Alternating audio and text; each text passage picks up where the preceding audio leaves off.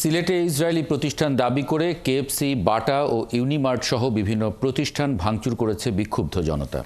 এই ঘটনার পর ওই প্রতিষ্ঠানগুলো বন্ধ করে দেয় কর্তৃপক্ষ। কক্সবাজারের 5টি রেস্টুরেন্টে ভাঙচুর চালানো হয়েছে। জোহরের নামাজের পর সিলেট নগরীর বিভিন্ন এলাকা থেকে কয়েকটি মিছিল শহীদ মিনার ও বন্দরবাজারের দিকে আসতে থাকে। বিকেল 3টায় একদল বিক্ষুব্ধ জনতা মহানগরের মীর বক্সটুলায় অবস্থিত কেএফসি রেস্টুরেন্টে ভাঙচুর চালায়। এরপর 4টার দিকে আম্বরখানা এলাকার ইউনিমার্ট ও দরগা গেটের এলাকায় বাটার শোরুম ভাঙচুর করে তারা। বিকেল 5টার দিকে জিন্দাবাজার এলাকায় বাটার শোরুমেও ভাঙচুর করা হয়। খবর পেয়ে পুলিশ ঘটনাস্থলে পৌঁছে পরিস্থিতি নিয়ন্ত্রণে আনে। এ সময় বিক্ষোভকারীরা জানায়, নিরস্ত্র ফিলিস্তিনিদের গণহত্যাকারী ইসরায়েলি কোনো প্রতিষ্ঠানের এদেশে ঠাঁই হবে না।